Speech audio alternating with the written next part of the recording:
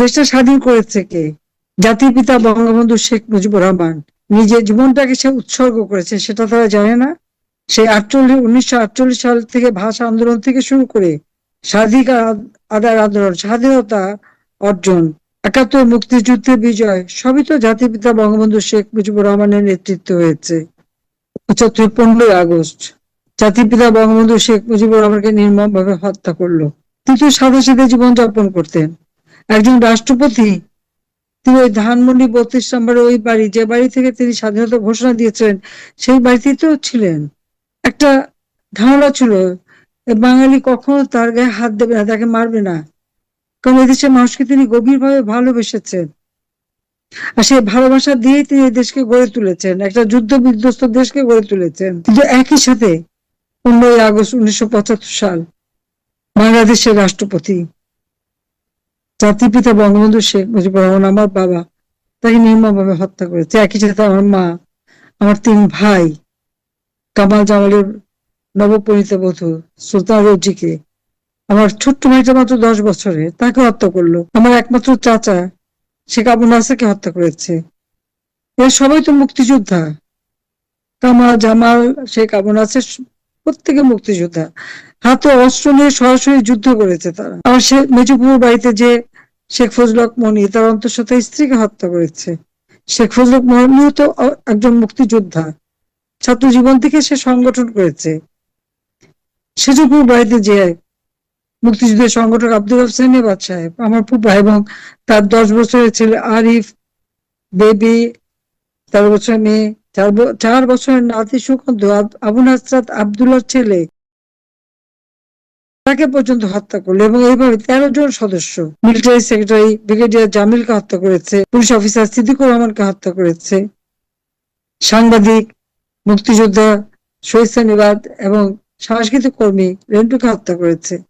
যে হত্যাকাণ্ডের মধ্য দিয়ে বাংলাদেশের চেতনা, স্বাধীনতার চেতনা, মুক্তিযুদ্ধের চেতনা নস্যাৎ করতে চেয়েছিল। আমি এখানে বেঁচে গিয়েছিলাম, 6 বছর পর দেশে ফিরে আসার সুযোগ পাই। যখন এই সরকার এসেছি, জনগণের সেবক হিসেবে কাজ করেছি, মানুষের কল্যাণ করেছি। কেউ তো বলতে পারবে না যে ধন সম্পদ বানানোর জন্য, টাকা বানানোর জন্য আমরা রাজনীতি করি না। বাংলাদেশের জনগণের কল্যাণে কাজ করেছি। বিএনপি জামাতের দুঃশাসনের ফলে এমার্জেন্সি হয় 2টা বছর, আবার কষ্ট, মানে 2001 থেকে 8 মানুষের জীবনে নাবিশ্বাস উঠে গিয়েছিল। 2008 যে নির্বাচন হয়, সেই নির্বাচনে আওয়ামী লীগ এককভাবে 48% ভোট পেয়ে 233টা সিট পায়। আমরা 259টা সিটে নির্বাচন করেছিলাম, আর 41টা সিট আমরা শরিকদের দেই। আর বিএনপি 300 সিটে নির্বাচন করে, জামাতকে নিয়ে 20 দলীয় জোট, পেয়েছিল মাত্র 32% ভোট। তা আওয়ামী লীগের অপরাধটা কি? জনগণ আমাদের ভোট দিয়েছে, আমরা জনগণের আস্থা বিশ্বাস অর্জন করেছি, জনগণের জন্য কাজ করেছি।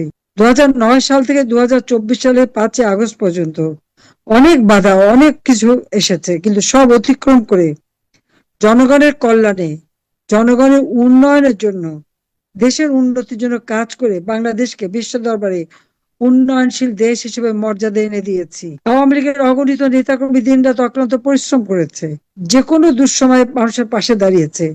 ঝড়, বন্যা, বৃষ্টি, বাদল, কোভিডের সময় নিজেদের জীবনকে বিপন্ন রেখে সেই আমাদের প্রশাসন এবং পুলিশের সাথে একসাথে হাত মিলিয়ে, যেখানে আত্মীয় স্বজন পর্যন্ত লাশ নেয় নাই, সেখানে আমাদের আওয়ামী লীগের নেতাকর্মী, আমাদের ছাত্রলীগ, যুবলীগ, স্বেচ্ছাসেবক লীগ, মহিলা সকলে মিলে কাজ করেছে। আমাদের অপরাধটা কি হলো?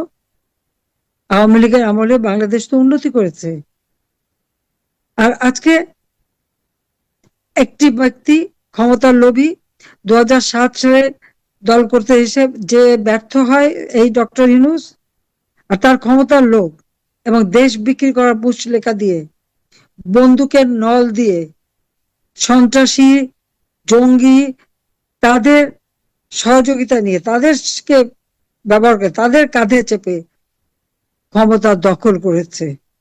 আর এই ক্ষমতা দখলের জন্য এই ইউনূসের মেট্রোলজিক্যাল, সে যে ডিজাইন করে আসছে, তার যে সূক্ষ্ম একটা পরিকল্পনা, তার যে একটা চক্রান্ত, একটা ষড়যন্ত্র, এই ষড়যন্ত্রের মধ্য দিয়েই সে যে ক্ষমতা এসেছে। আজকে আবু সাইদের হত্যা, মুগ্ধর হত্যা, প্রত্যেকটা হত্যাকাণ্ডের জন্য ইউনূস নিজে দায়ী। যারা আহত হয়েছিল তাদের প্রত্যেকের চিকিৎসা ব্যবস্থা আমি করেছি, সে যেই হোক। আমি এখানে দল মত দেখি না। সেই জায়গায় যখন বুলেট পাওয়া গেল 7.62, ইউনূসেরই উপদেষ্টা ব্রিগেডিয়ার শওকত যখন বললেন যে এই বুলেট সিভিলিয়ানদের হাতে, তদন্ত করতে হবে, সঙ্গে সঙ্গে তাকে সরিয়ে দিল। ইউনূসের তো সবকিছু মেটিকুলাস ডিজাইনের মাধ্যমে করা। তার মেটিকুলাস ডিজাইনের অর্থই হচ্ছে চক্রান্ত, ষড়যন্ত্র, এবং তার মাস্টার মাইন্ড। কারা মাস্টার মাইন্ড? আজকে এদেরকে দিয়ে দল করিয়েছে। একসময় যারা ছাত্রলীগ করতো, ছাত্রলীগের যত বদনাম, যত রকম অপকর্ম তারা সেখানে করে এসেছে। আর এই ইউনূসের টাকা ডিপ এস্টেট, ইরেস্টেট, ধনকুবের সোর্সের টাকা, আর ইউনূস যত টাকা গ্রামীণ ব্যাংকের আর টেলিকমিউনিকেশন টাকাগুলি যেগুলি সব মেরে খেয়েছিল, হাজার হাজার কোটি টাকার মালিক। ডক্টর ইউনূসকে জিজ্ঞাসা করি আমি, 6,000 টাকা বেতনের একজন এমডি, সে এত হাজার কোটি টাকার মালিক হয় কিভাবে? কোন জাদুর বলে? এবং ক্ষমতা দখল করেছে তো সেই টাকা, অস্ত্র, অর্থ, বন্দুকের নলের মাধ্যমে। আর যত জঙ্গিদের ছেড়ে দিয়েছে, আওয়ামী লীগের অবনত নেতা কর্মী, তাদেরকে গ্রেপ্তার করে তাদের উপর অত্যাচার। আজকে গোপালগঞ্জে যে 32 নম্বর তো ভেঙেছে, আগুন দিয়েছে। এখন গোপালগঞ্জে যে বঙ্গবন্ধুর নামে যখন আজে বাজে কথা বলে, সেই জায়গার মানুষ মানবে কিভাবে? আর এদের অপকর্ম, এবং যখনই প্রতিবাদ করেছে, সাথে সাথে সেখানে গুলি, এবং এই সেনাবাহিনী যে সরাসরি গুলি করেছে। পুলিশ একটা ছাত্রকে ধরলো, দেখা যাচ্ছে তাকে গ্রেপ্তার করছে, ওমা, তাকে সরাই নিতে নিতে গুলি করে মেরে ফেলে দিল। গলার উপর বুট দিয়ে পাড়া দিয়ে, ছেলেটা বেঁচে আছে, পা ধরে বসছে, পাতে হাত দিয়ে ঠেকাচ্ছে। তাদের এতটুকু মায়া হলো না এই সেনাবাহিনীর সৈনিক তার পায়ে, গলার মধ্যে পাড়া দিয়ে বুট দিয়ে পিষে মারলো? আমার নিজের কাছে এখন দুঃখ হয়। আমি তো ভেবেছিলাম স্বাধীন বাংলাদেশের সামরিক বাহিনী জনগণের পাশে থাকবে। আমার কাছে ছেলেরা জিজ্ঞেস করেছে, আমি বলছি না, ওরা তোমাদের বিরুদ্ধে কিছু বলবে না, তারা তো গেছে ওখানকার শান্তি রক্ষা করতে। তারা আমাদের, এরা তো কোনো উস্কানিমূলক কিছু করেনি, অথচ হত্যা করলো তারা প্রকাশ্য দিবালোকে। সবাই দেখেছে যে একদিকে পুলিশ, একদিকে সেনাবাহিনী, আর একদিকে ওই সেই কি নতুন এক পার্টি বানিয়েছে তাদের অস্ত্রধারীরা। আমাদের ছেলেদের হাতে তো কোনো গুলি বন্দুক কিছু ছিল না। তারা ঢিল ঢিল ছুঁড়েছে, এটা ঠিক, কিন্তু তাদের বিরুদ্ধে মিথ্যা মামলা, তারাই নাকি উস্কানি দিয়েছে, তারাই নাকি আক্রমণ করছে। কোথায় আক্রমণ করলো? এবং এদেরকে পালাতে হলো কিসে? সেনাবাহিনীর সাজোয়া বাহিনীতে। ওই সাজোয়া বাহিনী এপিসি কার কিনে দেওয়া? আগে কি ছিল তাদের? ছিল না, আমি ক্ষমতায় আসার পরে কিনে দিয়েছি। এই সেনাবাহিনীর জন্য তাদের টিফিন ভাতা, তাদের পোশাক পরিচ্ছদ, সৈনিকদের থাকার জন্য সেই ডরমেটরি নির্মাণ করে দেওয়া, ইয়াং অফিসারদের জন্য ফ্ল্যাট নির্মাণ করে দেওয়া,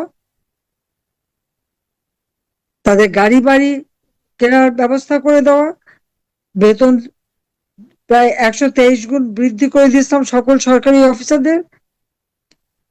গাড়ি কিনলে সেটা পরিচালনা করার টাকা কিনা দিয়েছে আমি। শান্তি রক্ষা মিশনে তারা যায়, তাদের ট্রেনিং এর ব্যবস্থা, এই বিপসট আমার হাতে করা। কারণ বিদেশে যাবে অন্য দেশের সাথে, তারা যে সব ধরনের ট্রেনিং পায়, সেই নতুন ট্যাঙ্ক থেকে শুরু করে সব ধরনের কিছু আমি কিনে দিয়েছি। আর আজকে আমার দলের লোকদের উপর, ছেলে এবং টুঙ্গিপাড়ায় যে যেভাবে নির্যাতন তারা করলো, অত্যাচার করলো এবং এখনো করে যাচ্ছে। এখানে আমার একটা প্রশ্ন, গোপালগঞ্জের ছেলেপেলেরা তারা যখন বঙ্গবন্ধুকে গালি দিয়েছে, তারা তাদের মঞ্চ ভেঙেছে। একই ঘটনা তো আমি দেখলাম কক্সবাজার ঘটলো। বিএনপি নেতা সালাউদ্দিনের সম্পর্কে যখন বাজে কথা বললো, সাথে সাথে বিএনপি তাদের মঞ্চ ভাঙলো। সেখানে সেনাবাহিনী কি কোনো অ্যাকশন নিয়েছে? রামু ক্যান্টনমেন্ট তো মাত্র কয়েক গজ দূরে, কই সেখানে তো নিল না। কি জবাব দেবে আমাকে? এবং জবাব দিতে হবে, আমার অধিকার আছে, কারণ আমি তাদের উন্নতি করেছি। নতুন নতুন ক্যান্টনমেন্ট করা, প্রমোশনের ব্যবস্থা করা, আধুনিক সরঞ্জামাদি কিনে দেওয়া, তাদেরকে ট্রেনিং দেওয়া, এমনকি নামের পদবি আগে তো শুধু ব্রিগেডিয়ার বলা হতো, ব্রিগেডিয়ার জেনারেল, এবং সেই সৈনিকদের থেকে শুরু করে প্রত্যেকের ঠিক আন্তর্জাতিক মানের পদবি দিয়ে পোশাক পরিচ্ছদ, training, NDC, BIPSOT, war college, MIST, medical college, BUP university সবই তো আমার করে দেওয়া। আওয়ামী লীগ সরকার আসার পর থেকে এই বাংলাদেশে এমন কোন শ্রেণী পেশার মানুষ নাই যারা সহযোগিতা না পেয়েছে। আজকে পুলিশ বাহিনী মাত্র 20% পুলিশ রেশন পেত, আমি প্রথমবার এসে সেটাকে বাড়ালাম, আর দ্বিতীয়বার আসার পরে 100% রেশন। পোশাক পরিচ্ছদের আরো কয়েক সেট বাড়িয়ে দেওয়া, নতুন পোশাকের ব্যবস্থা করা, সেনাবাহিনীর জন্য নতুন পোশাকের ব্যবস্থা করা, সবই তো আমার করা।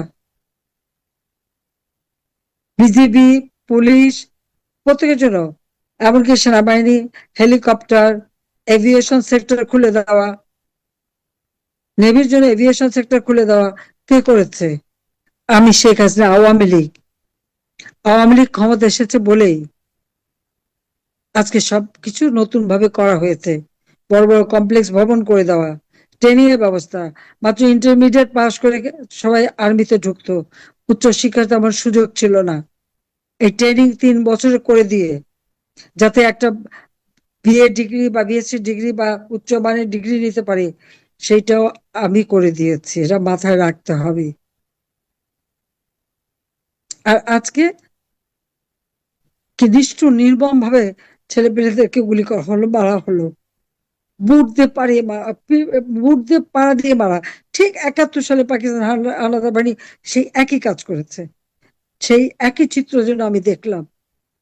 কারণ 71 সালে আমরাও তো নির্যাতিত ছিল, আমিও তো, আমার বাবাকে গ্রেপ্তার করার পর আমার মাকে গ্রেপ্তার করে, আমি রেহান আমাদেরকে একটা একতলা বাড়িতে ফ্লোরের উপরে আমরা পড়ে থাকতাম, আমাদের কিছুই ছিল না, সব লুট হয়ে গিয়েছিল, কিন্তু কোনোদিন আফসোস করিনি। এই জন্য দেশ স্বাধীন হয়েছে। স্বাধীন দেশে সশস্ত্র বাহিনী আমার বাবা বঙ্গবন্ধু শেখ মুজিবই করে দিয়েছিলেন। কি বিশ্বাস ছিল! 75 একবার বিশ্বাস ভঙ্গ, কই কেউ তো কাফন দাফন নিয়ে যায়নি, বঙ্গবন্ধু শেখ মুজিব কিছুই নিয়ে যায়নি, কাফনের কাপড়টুকুও নিয়ে যায়নি। যে গরিব মা বোনদের তিনি ওই রেড ক্রিসেন্ট থেকে শাড়ি বিতরণ করতেন, ওই শাড়ির পাট ছিঁড়েই তাকে কাফন পরানো হয়, তাও টুনিপাড়া লাশটা নিয়ে গিয়েছিল সেই জন্য। আর ধানমন্ডি 32-এ আর ওই মিন্টো রোডে এবং অন্য যারা মারা গেছে তাদের কোনো কাফন দাফন না, জানাজাও না, কোনো মতে মাটি দিয়ে রেখে এসেছিল। আর ঠিক একই ঘটনা আজকে টুনিপাড়া দেখলাম, গোপালগঞ্জে দেখলাম। গোপালগঞ্জে যারা মারা গেছে তাদের না জানাজা পড়তে দিল, না কাফন দাফন করতে দিল, কিছু করতে দেয়নি। সরাসরি সেখানে আর্মি দাঁড়ানো, পুলিশ দাঁড়ানো না, আত্মীয় স্বজনকে তখনই কবর দিয়ে দিতে হবে। আর যে হিন্দু ছেলেটা মারা গেছে তাকে তখনই সৎকার করতে হবে। এরা মুসলমান না? কোন ধরনের জুলুম এটা? কি ধরনের জুলুম আমি সেটা জিজ্ঞেস করি। মানুষের কৃতজ্ঞতা বলেও কথা, তারা ভুলে গেছে 1975 সালে 15ই আগস্টের পর একের পর এক কু হয়েছে সেনাবাহিনীতে, 2000-এর উপর সৈনিককে হত্যা করা হয়েছে, অনেকে জানতোই না তার কি অপরাধ। হয়তো ছুটি থেকে বাড়ি ফিরে গেছে, সেখানে তাকে মেরেছে। অফিসারদের হত্যা করেছে, এমনকি মুক্তিযোদ্ধা অফিসারদেরকে হত্যা করা হয়েছে, পুলিশদের নির্বিচারে গুলি করে হত্যা করা হয়েছে। সব কথা ভুলে গেছে। কিন্তু আওয়ামী লীগ যে 15টা বছর ক্ষমতায়, প্রত্যেকের জীবন মান উন্নত হয়েছে, ছেলে মেয়েদের লেখাপড়া থেকে শুরু করে সব কাজে।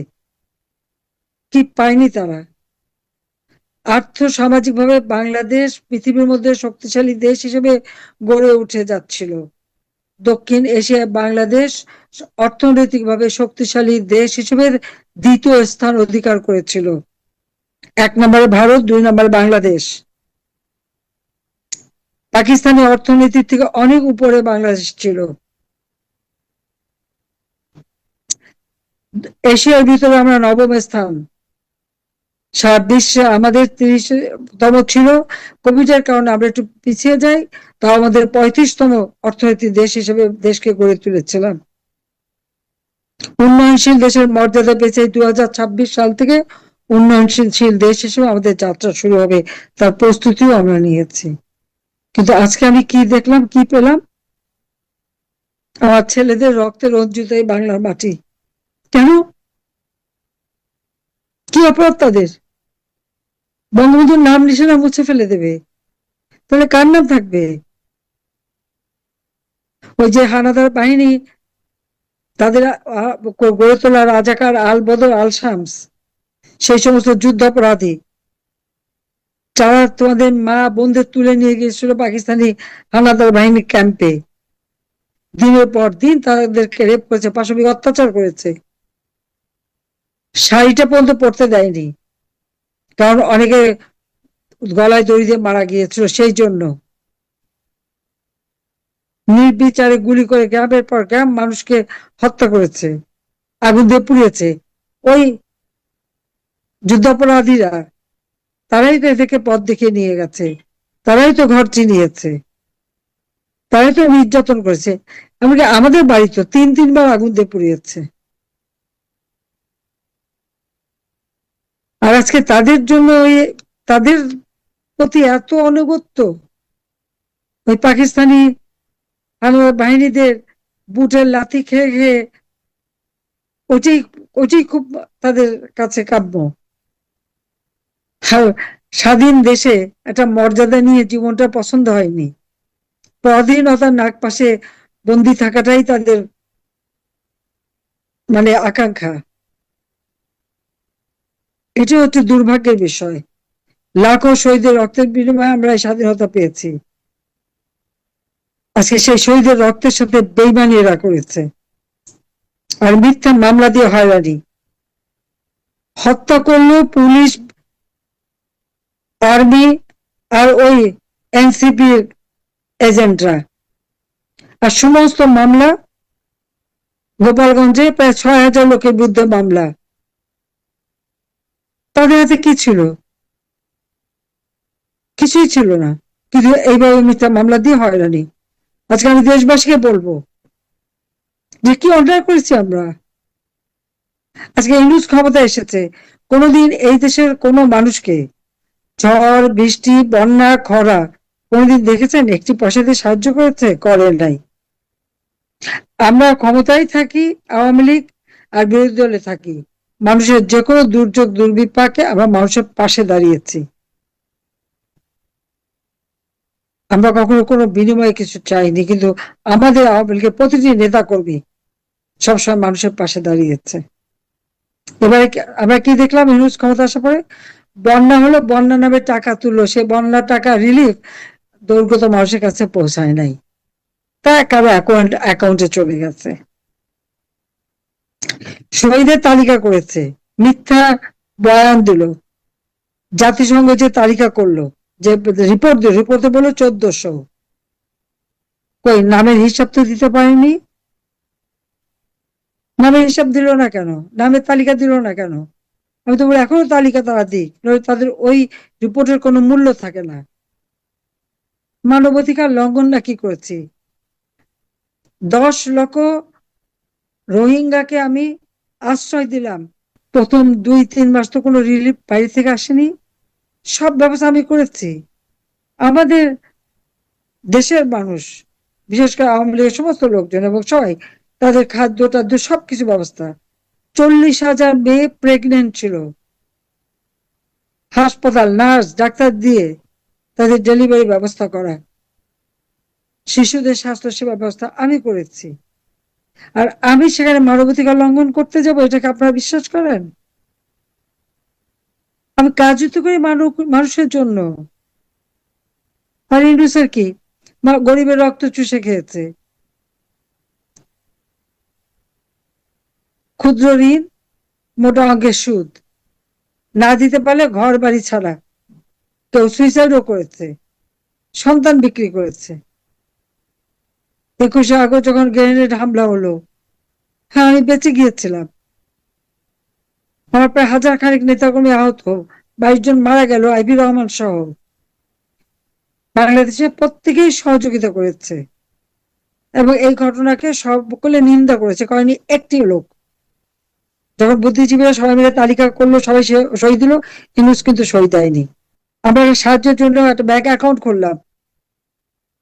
ব্যাংকের আবেদ সাহেব থেকে শুরু করে আমাদের বাংলাদেশের প্রত্যেকটা ব্যাংকের প্রত্যেকটা ব্যবসায়ী, খুব সাধারণ মানুষ, ছাত্র ছাত্রী, শিক্ষক থেকে শুরু করে রাজনৈতিক নেতা, প্রত্যেকে সহযোগিতা করেছে। একটা পয়সা দিয়েও সাহায্য করেনি ডক্টর ইউনূস। কিন্তু আমি যখন 96 সালে সরকারে, ওই গ্রামীণ ব্যাংক, এটা কিন্তু সরকারি ব্যাংক, ডক্টর ইউনূস কিন্তু 6,000 টাকা বেতনের এমডি, কিন্তু আমি ক্ষমতা আসার পর ওই ব্যাংক যাতে ভালোভাবে চালাতে পারে তার জন্য 400 কোটি টাকা দিয়েছিলাম, কারণ আমার কাছে সে হাত পেতে ছিল। 98 সালে 1998 সালে যে বন্যা, তারপরে প্রথমে 100 কোটি, তারপর 200 কোটি, তারপর আবার 100 কোটি। আমি যখন মোবাইল ফোন বেসরকারি খাতে উন্মুক্ত করে দিলাম প্রথম, কারণ বাংলাদেশে কোনো ডিজিটাল ফোন ছিল না, আমি ডিজিটাল ফোন করেছিলাম, তখন এসে আমার কাছে ধর্ণা দিল, আমার অফিসে এসে বসে থাকতো তাকে একটা ব্যবসা দেওয়ার জন্য। আমি মনে করতাম খুব ভালো মানুষ, ব্যবসাও দিয়েছিলাম, বলেছিল গরিব মানুষের হাতে ফোন দেবে, দিয়েছে? দেয়নি।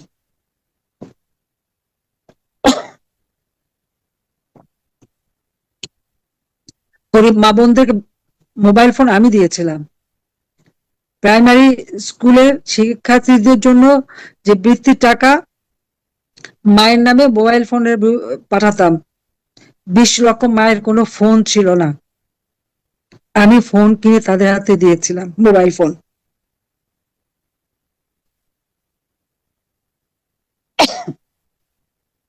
তো আমার অপারেটর কোথায়? বিনা পয়সায় বই দেওয়া, শিক্ষার মান উন্নত করা, বহুমুখী শিক্ষার ব্যবস্থা করা, বিজ্ঞান প্রযুক্তি শিক্ষার ব্যবস্থা, কারিগরি শিক্ষার ব্যবস্থা, এভিয়েশন, এয়ার স্পেস ইউনিভার্সিটি তৈরি করে দিয়েছি, ডিজিটাল ইউনিভার্সিটি করে দিয়েছি, কওমি মাদ্রাসা স্বীকৃতি দিয়েছি, মাস্টার্স সমান তাদের ডিগ্রিটাকে আমরা স্বীকৃতি দিয়ে দিয়েছি। কয়েক হাজার মাদ্রাসা আমরা এমপিভুক্ত করে দিয়েছি, নতুন নতুন বিল্ডিং করে দিয়েছি। কোনটা না দিয়েছি? কোভিডের সময় যত ইমাম মুয়াজ্জিন থেকে শুরু করে সকলকে আর্থিক সহায়তা দিয়েছি, কাউকে তো বাদ দেয়নি। আমি তো নিজেরা নিজেদের ভাগ্য করতে আসিনি, নিজের ছেলে মেয়ে, বোনের ছেলে মেয়েকে তো কিচ্ছু দেয়নি। যা করেছি বাংলাদেশের জনগণের জন্য করেছি।